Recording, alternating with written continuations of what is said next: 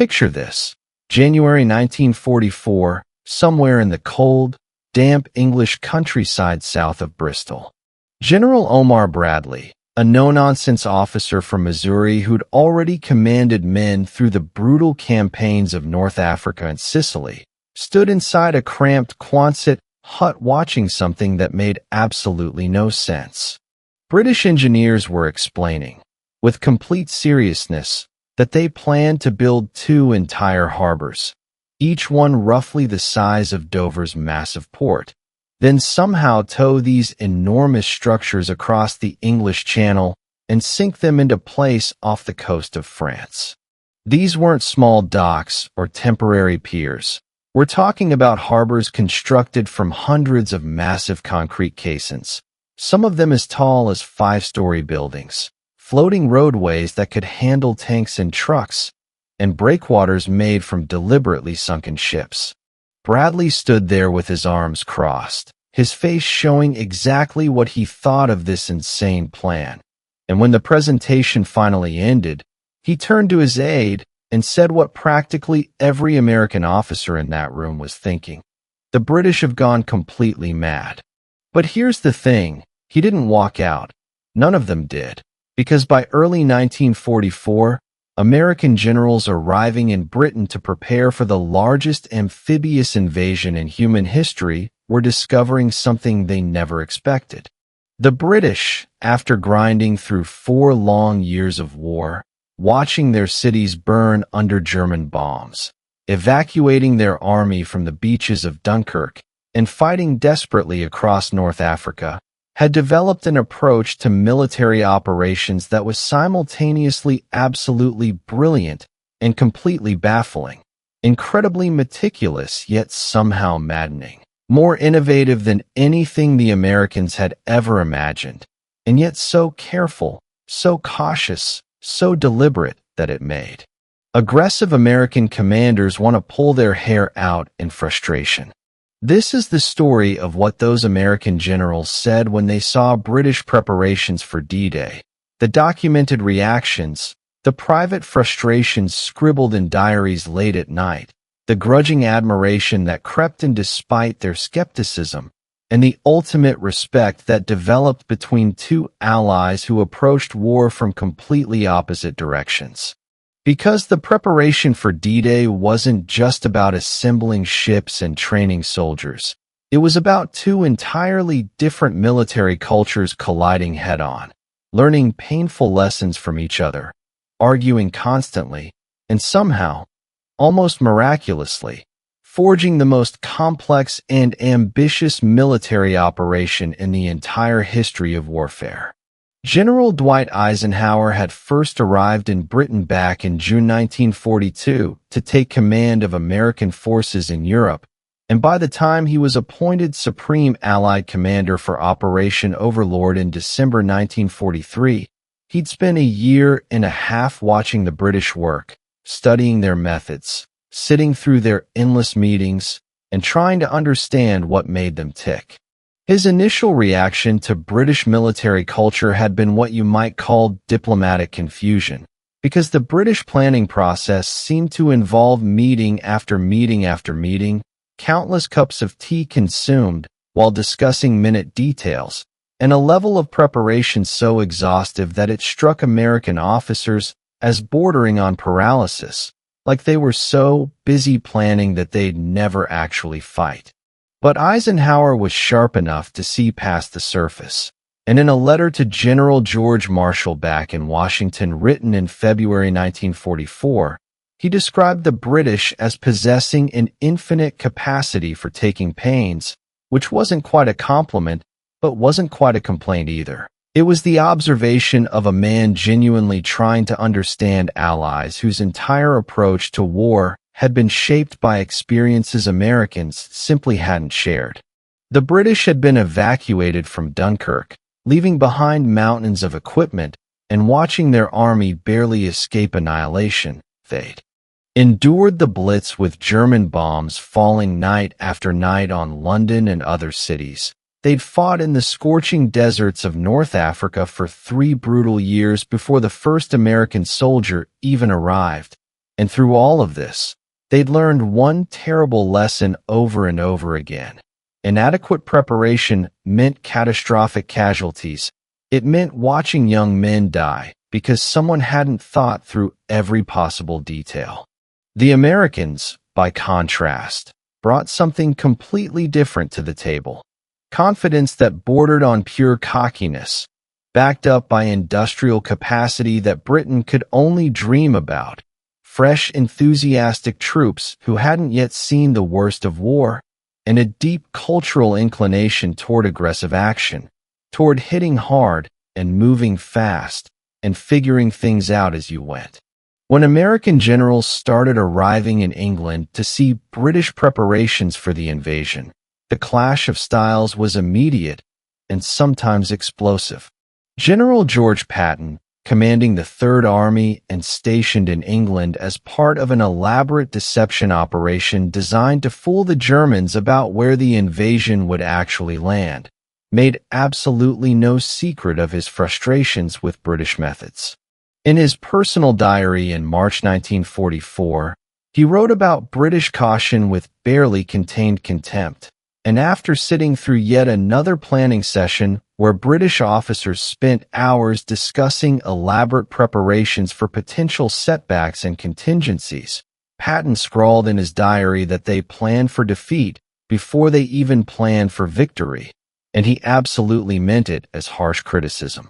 But British officers, when they heard about American assessments like this, had their own perspective, thinking quietly to themselves that these Americans haven't lost yet. They don't truly understand what failure costs in blood and lives. Yet even Patton, for all his legendary bluster and aggressive instincts, found things that genuinely impressed him. And when he visited British commando training facilities up in the rugged hills of Scotland, watching these men practice with highly specialized equipment and rehearse incredibly complex amphibious operations with a precision that bordered on obsessive, he admitted in a letter to his wife that these British commandos are tough as woodpecker lips, and they train like they expect to fight the devil himself, which coming from Patton was about the highest compliment he could give. But it was the specialized equipment that really created some of the most memorable American reactions, because Major General Percy Hobart, a brilliant British tank expert with a reputation for unconventional thinking, had developed an entire collection of modified armored vehicles specifically for the invasion, and these weren't just regular tanks with a few tweaks. He'd created tanks that could actually swim across water using flotation screens and propellers, tanks that could clear minefields by flailing the ground ahead of them with massive rotating chains, tanks that could lay bridges or carpets of material over soft sand so other vehicles wouldn't get stuck, and tanks that could fire enormous bunker-busting mortars at German fortifications. American officers took one look at this menagerie and immediately dubbed them Hobart's Funnies, and that nickname perfectly captured their initial reaction. Amused skepticism mixed with genuine disbelief. Bradley himself saw demonstrations of these vehicles in March 1944, standing in a muddy field watching a Sherman tank that had been modified with a flotation screen and propellers actually swim across a lake like some kind of bizarre mechanical boat, then watching another tank thrash the ground in front of it with those rotating chains, deliberately detonating mines in a controlled explosion. His first gut reaction, which he later recorded in his memoir, was serious doubt, because the British seemed to have invented a complicated solution for every single problem, including problems that didn't actually exist in the real world. American military culture strongly favored straightforward, practical solutions. You didn't need a swimming tank if you had enough landing craft to put regular tanks directly onto the beach. You didn't need a mine-flailing tank if you had good combat engineers who could clear mines the old-fashioned way with metal detectors and careful hands. But Bradley was also a pragmatist who cared deeply about his soldiers' lives. So after watching all these demonstrations, he pulled aside some British officers and asked them a simple question. What were the casualty projections with these specialized vehicles versus without them? The numbers they showed him were absolutely stark and impossible to ignore. The swimming tanks meant armor support arriving on the beach with the very first wave of infantry instead of waiting for the third or fourth wave hours later. And the mine-clearing tanks meant infantry could advance quickly without having to wait, while engineers painstakingly hand-cleared every single meter of ground.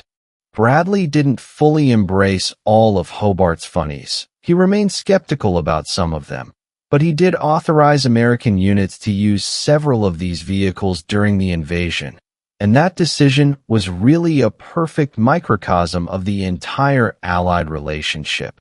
Americans remained skeptical, but were willing to learn. British had hard-won experience, but desperately needed American resources and manpower. The Mulberry Harbors, though, those artificial harbors Bradley had first heard about in that Quonset hut, were much harder for Americans to wrap their heads around and accept as remotely practical. The entire concept was audacious to the point of seeming like pure fantasy, because the invasion plan couldn't count on quickly capturing a functioning French port that wasn't destroyed, so the British had proposed something that sounded insane. Build 2 complete artificial harbors in England, tow them across the English Channel in pieces like some enormous maritime puzzle, and then sink them into place off the Normandy coast where they could handle thousands of tons of supplies daily. Each harbor would need massive breakwaters made from deliberately sunken ships and those enormous concrete caissons, floating roadways called whale bridges that could flex with the waves, and pier heads that could rise and fall with tides that could reach 20 feet in the English Channel. American engineers thought the entire plan was completely impossible from both an engineering and practical standpoint. Captain Edward Ellsberg, a highly respected U.S. Navy salvage expert who was asked to review the detailed plans, told his colleagues flatly that the concrete caissons would simply break apart in the severe storms that regularly hit the English Channel, and Army engineers did their own calculations showing that building all these components would require more steel and concrete than Britain could possibly spare, given their already strained resources. Even if the harbors could somehow be built successfully, the idea of towing these massive structures across the channel and then assembling them under potential German artillery fire and air attacks seemed like engineering fantasy dreamed up by people who'd read too many science fiction novels. But Eisenhower, showing the leadership that made him supreme commander, overruled all the skeptics in one decisive meeting in February 1944, sitting there listening to American engineers list objection after objection, and then he simply cut them off mid-sentence and said something that ended the debate immediately. The British have been thinking seriously about amphibious operations while we were still figuring out which end of the rifle to hold. So if they say it can be done, we're going to help them do it, period. It was Eisenhower at his absolute best, diplomatic enough to praise British experience and expertise, but blunt enough to end the argument and move forward. The sheer scale of British preparations impressed even the most skeptical American commanders once they really started seeing everything. By April 1944, the entire southern coast of England had essentially become one vast military camp stretching for miles, with staging areas, supply dumps, and training facilities everywhere you looked, and American generals touring these areas saw a level of British organization that honestly made their own preparations look improvised and haphazard by comparison. Every single unit, down to the smallest platoon, had been given detailed maps and scale models of their specific landing zones. Every soldier had been briefed repeatedly on exactly what they'd encounter on the beach, what the terrain looked like, where German strongpoints were located, And British planners had even created incredibly accurate plaster models of the entire Normandy coastline, so detailed and precise that soldiers could memorize specific terrain features, individual buildings, and particular beach obstacles before they ever saw the real thing. Lieutenant General Courtney Hodges, commanding 1st Army alongside Bradley, wrote to a colleague after touring several British staging areas that they've literally thought of everything except what to do if the English Channel just disappears, and while he meant it as humor, it captured his genuine awe at what he was seeing. The British seemed to have plans for their plans, backup plans for those backup plans, and contingency plans for contingencies that nobody else had even imagined might happen. But it was the deception operations that truly stunned American commanders when they finally received their full briefing on the scope. Operation Fortitude, the elaborate plan to convince German intelligence that the invasion would hit Pas-de-Calais instead of Normandy, was quite simply the most elaborate and sophisticated military deception in human history up to that point. The British had created an entirely fictional army group, complete with fake radio traffic carefully scripted to sound authentic, dummy equipment like inflatable tanks and plywood landing craft that looked completely real from German reconnaissance aircraft flying overhead. And they'd even assigned Patton himself to command this ghost army because German intelligence considered him the most dangerous American general. Beyond that, British intelligence had recruited actual German agents, turned them into double agents working for the Allies, and were feeding them carefully crafted false information that they dutifully reported back to Berlin, and the Germans believed every word because these agents had previously provided accurate intelligence. When Bradley finally received his complete briefing on Operation Fortitude in March 1944, learning about all these layers of deception, his reaction was documented by an aide who was there. Bradley sat absolutely silent for several long minutes, just processing everything he'd heard, and then finally said, "Jesus Christ, they've thought of absolutely everything." The British deception operations worked brilliantly because the British understood something that Americans were still learning through hard experience. Modern industrial warfare wasn't just about fighting battles and destroying enemy forces. It was fundamentally about information and intelligence, about making your enemy see exactly what you wanted them to see, believe what you wanted them to believe, and commit their forces where you wanted them committed.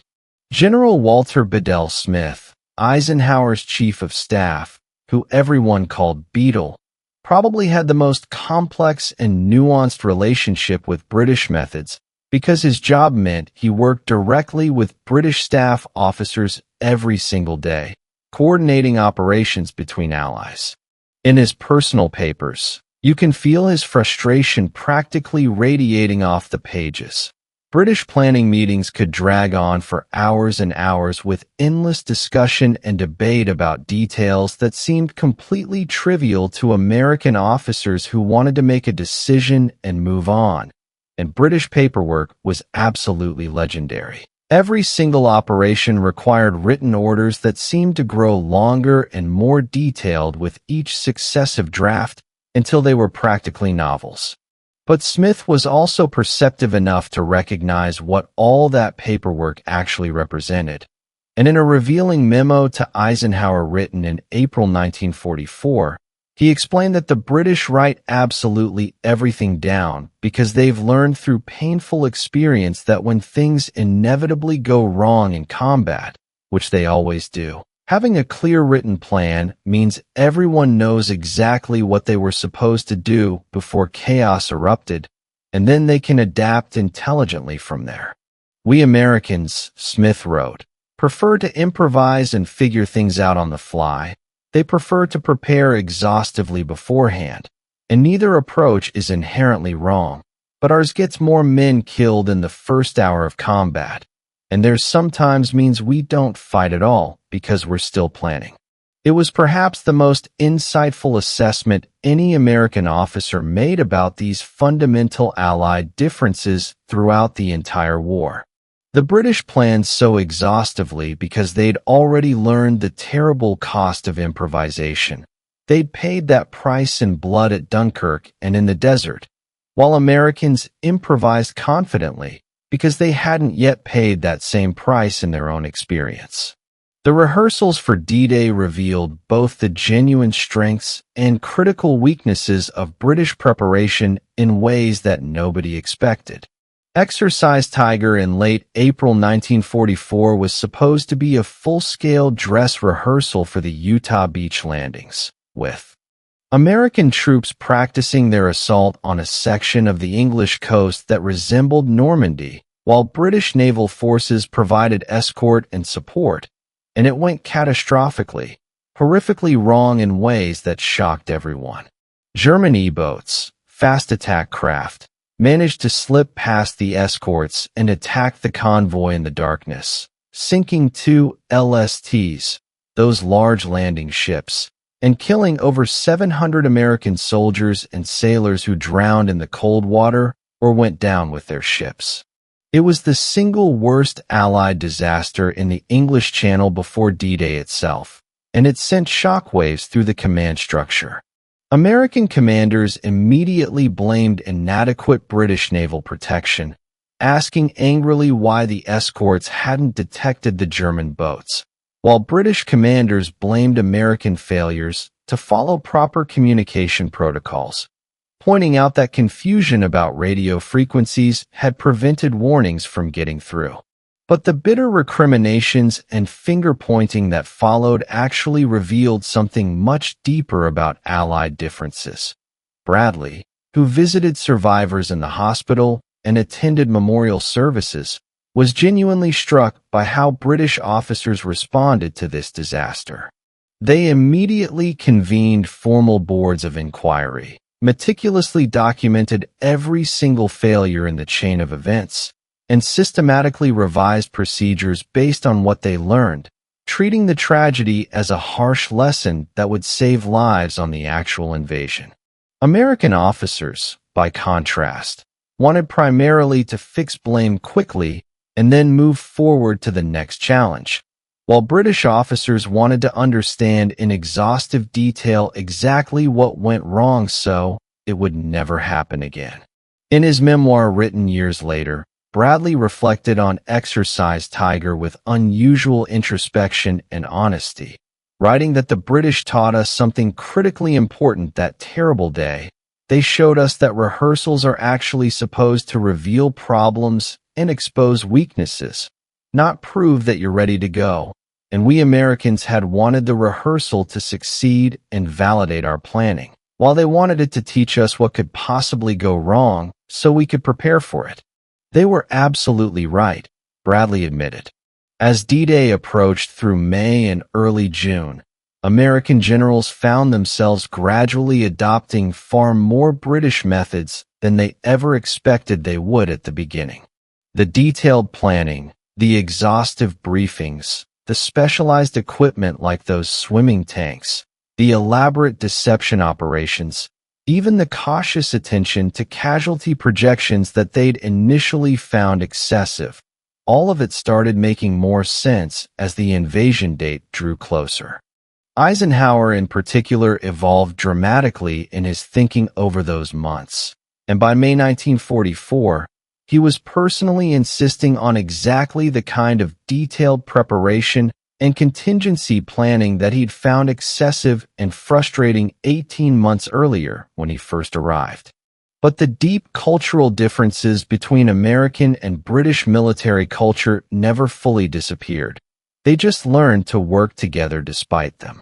On June 5, 1944, the day before the invasion when the final decision to go was made, Eisenhower personally visited both British and American units as they prepared to embark on the ships that would carry them to France, and the contrast was striking and memorable.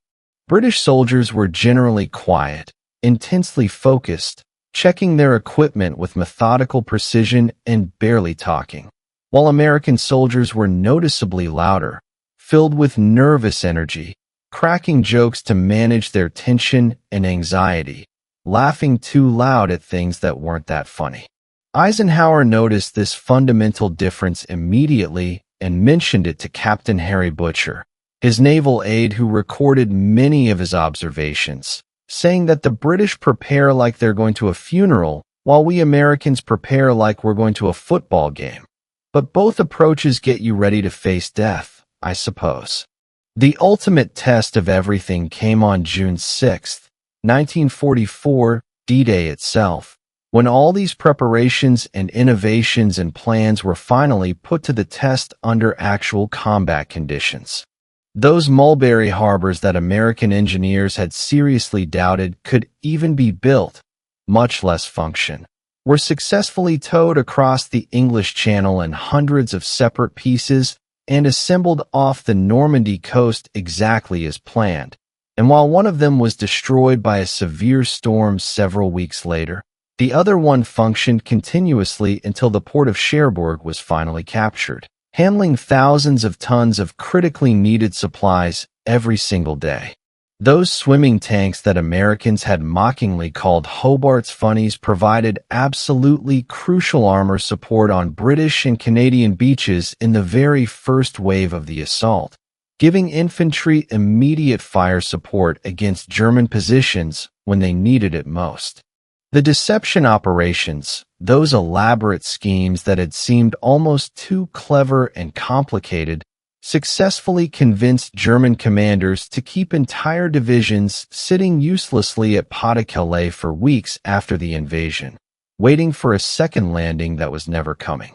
And all that detailed planning, which had frustrated aggressive American officers with its seemingly excessive attention to every possible detail, meant that when things inevitably went wrong, which they did constantly, because no plan survives contact with the enemy, commanders knew exactly what they were supposed to do and could adapt intelligently from a position of understanding rather than complete confusion. Bradley's assessment, written several months after D-Day once he'd had time to process and reflect on everything, captured the evolution of American thinking perfectly. We came to Britain thinking we'd teach the British how to fight aggressively and seize the initiative, but instead they taught us how to prepare thoroughly and minimize casualties. And the invasion succeeded because we somehow managed to combine American drive and aggressive spirit with British planning and careful preparation. And neither approach alone would have been remotely enough to succeed. But perhaps the most telling and revealing reaction came from Patton himself, who, despite all his public bluster and complaints about British caution over the months, wrote something surprisingly revealing in his personal diary on June 7th as he sat in England watching reports come in from Normandy. His Third Army was still being held in reserve as part of the continuing deception operation, and he was absolutely frustrated at missing the initial assault that he'd trained for. But he wrote something honest. The British were right about one fundamental thing. You simply cannot improvise an invasion of this scale. You can only prepare for it exhaustively, and then execute what you've planned, and Montgomery's meticulous planning may drive me completely mad, but it got more men off those beaches alive than my aggressive instincts would have managed. It was the closest Patton ever came to admitting that the British approach had genuine merit, and it revealed something critically important about the entire Allied relationship throughout the war. American and British generals never fully agreed on the right way to wage war. They continued arguing about strategy and tactics throughout the campaign, with American officers remaining consistently more aggressive, more willing to accept casualties in exchange for faster advances and bolder operations, while British officers remained more cautious and deliberate, more intensely focused on minimizing losses and preserving their forces.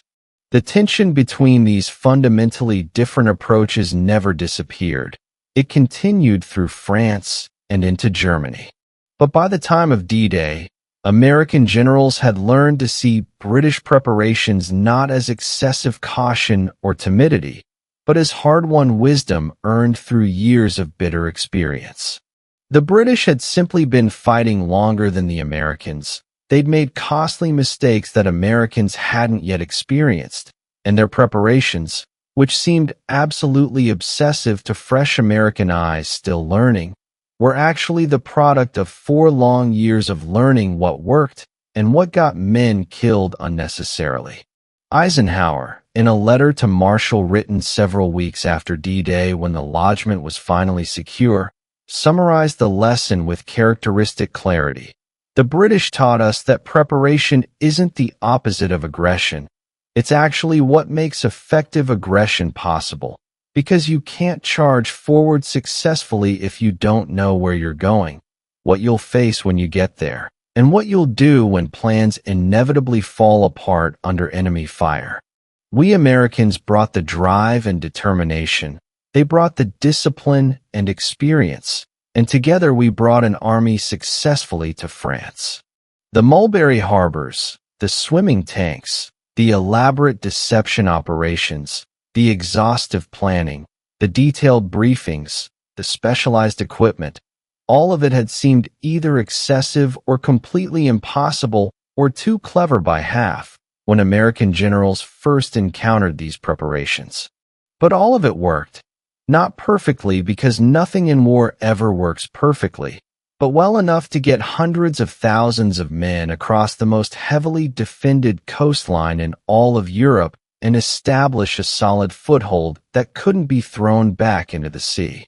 The American generals who'd arrived in Britain, initially skeptical of British methods and confident in their own approaches, left with genuine respect for an ally who'd learned through years of painful experience how to prepare for the chaos of combat. They didn't adopt every single British method. American military culture remained fundamentally distinct, more aggressive, more improvisational, more willing to accept risk and casualties for speed and momentum. But they learned something invaluable. Preparation and aggression weren't opposites pulling in different directions. They were actually partners working together. When Bradley returned to the United States after the war ended, he was frequently asked about Allied cooperation and how Americans and British worked together, and his answer was diplomatically phrased but genuinely revealing. We taught the British to punch harder, they taught us to aim better, and that combination won the war. It wasn't entirely true. The British certainly didn't need Americans to teach them courage or fighting spirit, and Americans didn't need British officers to teach them basic military competence. But it captured something deeply important about what actually happened when American generals saw British D-Day preparations unfold before their eyes. They saw an ally who'd learned to wage industrial war through painful, costly experience, who had developed methods that seemed strange and excessive, but were actually grounded in hard lessons purchased with blood, who prepared so obsessively because they knew from experience the terrible cost of improvisation, who built those artificial harbors, because they deeply understood that logistics and supplies won wars, who created swimming tanks because they'd learned that armor support in the first wave saved countless infantry lives, and who planned elaborate deceptions because they knew that information and intelligence could kill as effectively as bullets and bombs. American generals had arrived in Britain supremely confident in their own methods and skeptical of British approaches, but they left with genuine respect for an ally whose methods were fundamentally different but equally valid and effective. And that respect, that hard-won willingness to learn from each other despite significant cultural differences and inevitable personal friction, was ultimately as important to D-Day's success as any harbor, tank, or detailed battle plan. The preparations for D-Day weren't just about building an invasion force, assembling ships, and training soldiers. They were really about two proud nations with different histories learning to fight together effectively, combining American industrial power and aggressive fighting spirit, with British combat experience and meticulous planning developed through years of war. What American generals said when they first saw British preparations evolve dramatically over those months, from initial skepticism and bemused disbelief to grudging respect, and finally, to genuine admiration. Not because they agreed with every single British method or adopted everything they saw, but because they recognized that their ally had learned lessons genuinely worth learning, had developed capabilities worth adopting and integrating, and had created an approach to warfare that, when combined intelligently with American strengths and resources, could accomplish something that neither nation could possibly achieve alone. The invasion of Normandy succeeded for many reasons that historians still analyze. The tremendous courage of soldiers on those beaches under withering fire, the air superiority that protected the landing force from German aircraft, the overwhelming naval power that delivered entire armies across the Channel, and the massive industrial capacity that built all the weapons and equipment needed. But it also succeeded for a reason that's sometimes overlooked. American and British generals learned to genuinely respect each other's approaches despite their differences, to combine two very different military cultures into a reasonably unified command structure, and to recognize that there were multiple valid paths to victory. When American generals saw Britain's D-Day preparations, they were seeing the future of warfare unfolding, not just the specific innovations like swimming tanks or artificial harbors, but the fundamental principle behind all of them. That modern industrial war required preparation on a scale previously unimaginable, that small details actually mattered enormously, that logistics determined what strategies were even possible, that deception could be as powerful as raw firepower, and that allies who genuinely learned from each other were infinitely stronger than allies who merely fought alongside each other. That was the real lesson of what American generals said when they saw British preparations, not any specific quote or memorable reaction, but the evolution from skepticism to respect, from confidence in their own methods to appreciation for their allies' wisdom, from seeing differences as obstacles to overcome to recognizing them as strengths to combine. The Allied victory in Normandy was built on many solid foundations, but one of the most important was the willingness of American and British commanders to learn from each other despite friction and disagreements, to combine their very different strengths, and to forge a unified approach from two military cultures that approached war from completely opposite directions.